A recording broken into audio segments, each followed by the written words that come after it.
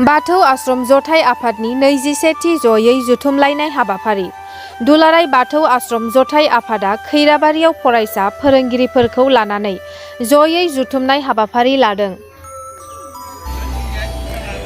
उदालगुरि जिल्लानि सिङाव थानाय खैराबारि महिरंग फावथिनासालियाव बाथौ आश्रम जथाइ आफादा खुंगा 21थि जयै जुथुमलायनाय हाबाफारिखौ दिनै 25 मार्चनिफ्राय 26 मार्च साननैनि हाबाफारिजों खुंफुंनो लादों।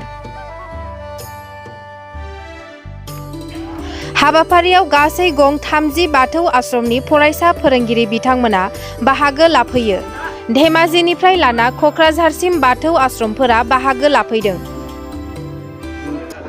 बाथौ आश्रम जथाइ आफादनि जानानै नै बाथौ आश्रम खैराबारियाव 21थि गेट टुगेदार बे जथुम्माखौ खुंनो मोननानै जों जोबोद गोजोननाय मोनदों आरो बे समाव जोङो खैराबारि बाथौ आश्रमनिसिम जोंनि जथाइ आफादनि जानानै जोंनि गोसो गोरबोनि गोजोननायखौ जासिहरबाय।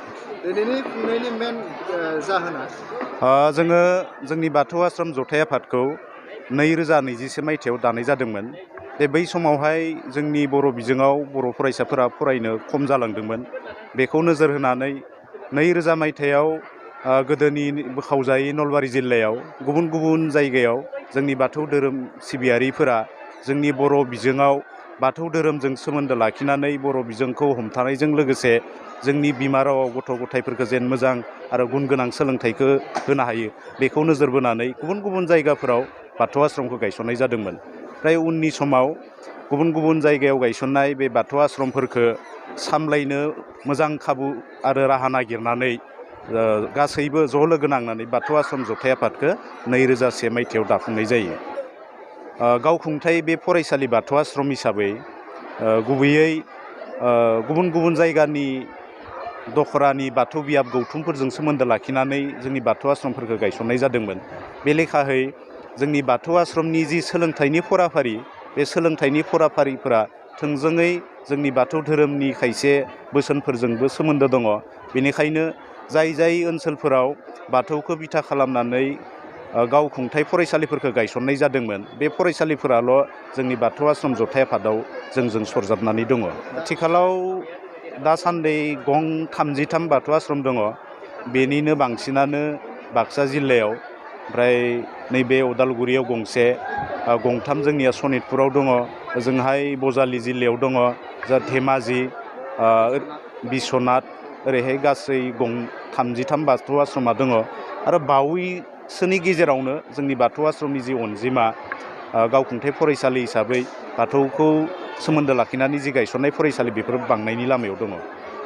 गाबोननि गेवलां मेलाव जोङो गाहाय आलासि हिसाबै जोङो हांख्रायदोंमोन आसाम आयेन आफादनि बुंथिगिरि मानिनां बिस्वजित दैमारि सार, लोगोसेनो जोङो बिटिआरनि चिफ मानिनां प्रमद बर' बिथांखौबो हांख्रायदों आरो लोगोसे जोङो बावैसो बर' थुनलाइ आफादनि गाहाय नेहाथारि महरै सायख'जानाय मानिनां नीलकान्त गयारि सार बिथांखौबो जोङो बे आफादाव बिबुंथि लाखिनो थाखाय खावलायदों।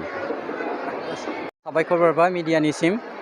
दिनै जोङो खुंगा 21थि जा बाथौ आश्रम जथाइ आफाद बेनि ज' जुथुमलाय बेखौ खुंनो थांगासिनो दङ।